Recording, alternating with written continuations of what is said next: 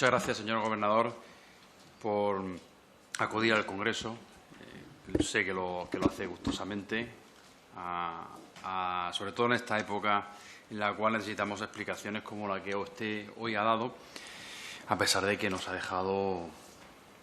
no sé si más preocupado de lo que veníamos, por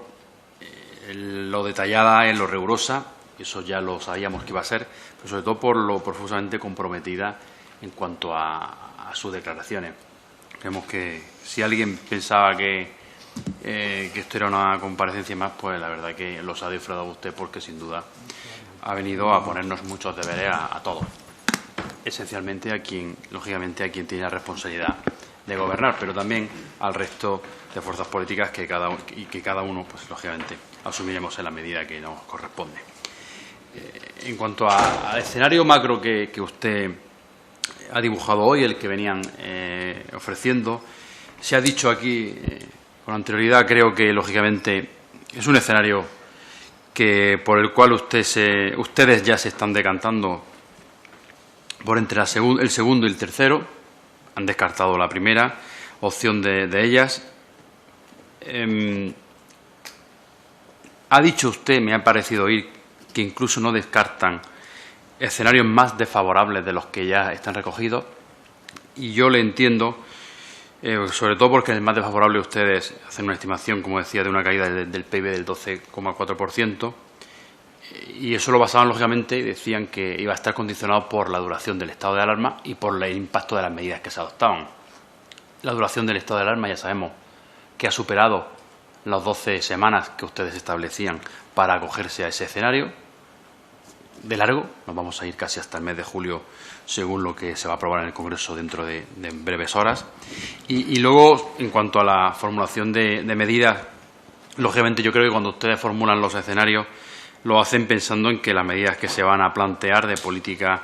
económica van a ser racionales, van a ser coherentes, van a ser basadas en un análisis de riesgo, y no en que tengamos unas autoridades, un Gobierno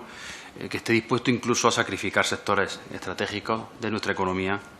incluso los más afectados por la crisis. Eso yo creo que ha abierto muchas incertidumbres y que ha hecho que algunos tengamos la preocupación de que la crisis va a ser más honda de lo que creíamos, porque nos está encarando de manera rigurosa. Mientras que usted ha hablado de la coordinación, de la adopción de medidas coordinadas con otros países, y mientras que en Europa se abre el turismo, nosotros le imponemos una cuarentena de 14 días a los turistas, mientras que se desploma la confianza del consumidor, resulta que el Gobierno no garantiza ninguna medida que dé confianza al consumidor para la apertura de la hostelería. En definitiva, esta recuperación, también por hablar del comercio, esta recuperación, esta puesta en marcha de nuestra economía, sin duda parece que está diseñada más por aquellos que quieren destruirla que por aquellos que quieren reactivarla o recuperarla. Hace un par de semanas el Gobierno remitió a Bruselas el Plan Nacional de Reforma, remitió el Programa de Estabilidad, que usted hoy, lógicamente, con sus previsiones ha tirado por tierra, pero bueno, viene usted a sumarse, viene el Banco de España a sumarse a la AIREF y a otras fuentes que han dicho que, sin duda, el Gobierno estaba infraestimando la caída de nuestra economía. Y lo más importante, previendo que la recuperación de la demanda no volviese a niveles precrisis hasta después de 2022, o hasta final de 2022. Algo que decía la AIREF, que a nosotros nos preocupa mucho, es la estimación de la recaudación de ese Plan Nacional de Reforma. En definitiva, un Plan Nacional de Reforma es un programa de estabilidad que se establece y que se envía a Bruselas en un momento en el que España está requiriendo, solicitando no solamente préstamos, sino transferencias finalistas, y que creo, en la modestia opinión de este grupo parlamentario y de este diputado, que precisamente no es el momento más adecuado, no lo parece, que a nuestro incumplimiento sobre la base de las cuentas de 2019, pues sumemos ahora un engaño que en Europa, lógicamente, no creo que siente muy bien, todo lo contrario, que va a sembrar desconfianza en nuestros socios. Finalmente, habrá que ver, supongo que en eso está el Gobierno, en negociar la condicionalidad exigida por el rescate, sobre todo si el señor Escrivá, la señora Calviño, el señor presidente del Gobierno se ponen de acuerdo en si acudimos o no acudimos al MEDE. Aquí no sabemos si usted tiene algún tipo de noticia sobre qué condicionalidad se nos va a imponer por acudir a algún mecanismo de este tipo, En cuanto a las medidas que usted ha comentado, adoptadas para la recuperación en el corto plazo, yo quería hacer referencia a las que tienen que ver con las que se han adoptado para garantizar la liquidez de la empresa, en concreto con el ICO. Se ha planteado aquí por parte de otros grupos parlamentarios. Tenemos constancia de que hay atascos en las solicitudes, que hay un caos en la concesión de avales por parte del ICO y que hay una sobredemanda de crédito no atendida por parte de las pymes. Me gustaría preguntarle si, en su opinión, cree que hay una suficiencia de capital comprometida en esta línea de avales. Mañana creo que se liberan otros 20.000 más ya del cuarto tramo. Por lo que usted ha dicho, ahora mismo se han dispuesto 36.000 millones de euros. Lo que sí es cierto es que sabemos que la liquidez no está llegando a todas las empresas porque nos ponen de manifiesto que muchas de ellas no tienen posibilidad de acceder, sobre todo por la maraña administrativa. En su informe de estabilidad de primavera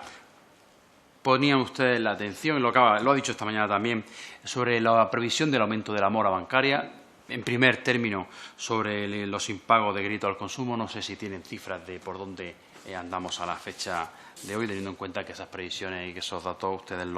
los empezaron a manejar en el mes de marzo. Y en cuanto a las medidas adoptadas para la garantía del sostenimiento de las rentas, pues tenemos una gran preocupación con el abono de las prestaciones por ERTE. Sin duda, teniendo en cuenta que hay una previsión de un déficit de 20.000 millones de euros en el Servicio Estatal de Empleo, parece que hay señales de que se requiera liquidez para poder abonar estas prestaciones tan necesarias para muchos empleados. Nos preocupa muchísimo y, sobre todo, nos preocupa teniendo en cuenta que aún desconocemos hoy la estrategia de financiación del Tesoro. Empezamos en 2020 con una previsión de emisión neta de deuda de 32.000 millones, que incluso hay algunos agentes que ya están elevando la emisión bruta de deuda de los 196.000 que se prevían en un principio a los 300.000, un 30% de aumento. Por otro lado, no se termina de concretar si acudimos a los mecanismos puestos por las instituciones europeas para acudir a esa financiación y garantizar la liquidez en las políticas puestas para paliar la crisis. Esto unido a políticas de aumento de gasto como la renta mínima, pues sin duda hacen que nos preocupemos en nuestro grupo político, nuestro grupo parlamentario, por que la financiación se asegure, teniendo en cuenta que, por ejemplo, la renta mínima junto con la financiación adicional de las comunidades autónomas supondrían nada más y nada menos que un aumento de 1,5 puntos del PIB de necesidades de financiación. En medidas de futuro, el futuro al medio y largo plazo, usted ha sido concreto, va a concretar más, según ha dicho en la Comisión de Reconstrucción, pero sin duda usted ha dicho y dijo en su informe de estabilidad también, que la postura del Banco de España era que había que volver a la senda de la consolidación fiscal y a la formulación de reformas estructurales. Sin duda, esta es la única garantía de estabilidad de las finanzas públicas. Nosotros estamos de acuerdo, usted lo ha puesto hoy encima de la mesa. Lo que pasa es que usted para eso ha reclamado un pacto de Estado para que tuviese como fin la formulación de políticas de planes plurianuales. Claro, nosotros nos encontramos que hay un aumento del gasto público como consecuencia de la adopción de medidas que tienen gran incidencia en el mismo, como puede ser esta renta mínima, que no sabemos en qué medida ustedes consideran que es compatible con esa vuelta a la senda de la estabilidad. Y, por otro lado, como el Gobierno está adoptando medidas de política fiscal de manera unilateral, sin debatirlas en esa comisión de reconstrucción, con lo cual alejándose de lo que usted ha recomendado hoy, alejándose del pacto con otras fuerzas políticas, tomándolas de manera, como decía, de manera unilateral. En cuanto a política fiscal, nos preocupa muchísimo el impacto de las nuevas figuras impositivas que está aprobando el Gobierno, que van a tener sobre la demanda y sobre la inversión. y, por supuesto, sobre el mercado de trabajo, lógicamente, ya que el Gobierno ha anunciado la subida nada más y nada menos que de 3 impuestos, el IRPF, sociedades y la armonización de sucesiones, o sea, la subida y la nueva creación de impuestos de sucesiones, y han anunciado la creación de 3 impuestos más, ese confiscatorio de patrimonio, la tasa de transacciones financieras que va a afectar y que vamos a pagar 7 millones de españoles que operamos con bolsa, o la tasa a los servicios digitales que, lógicamente, va a pagar el consumidor en última instancia. Voy terminando, señor presidente. Me ha parecido oír que hoy el señor representante de Podemos ha vuelto a hacer una referencia a un nuevo impuesto al sistema financiero, pues lógicamente sé que vamos a terminar pagando los consumidores mediante comisiones bancarias. Nos preocupa que este sablazo fiscal a la clase media, cómo va a incidir en la recuperación económica, en el fortalecimiento de la demanda y en el medio plazo en el escenario económico. Sin duda estamos ante una situación dramática desde nuestro punto de vista, en el cual hay millones de españoles que están pasándolo mal, millones de españoles, de ciudadanos, pero también cientos de miles de empresas. Y sobre todo nos preocupa por los daños estructurales que se está acometiendo a los sectores productivos, como el turismo, por ejemplo, que implican un 13% del Producto Interior Bruto de nuestra riqueza nacional. Como consecuencia de eso,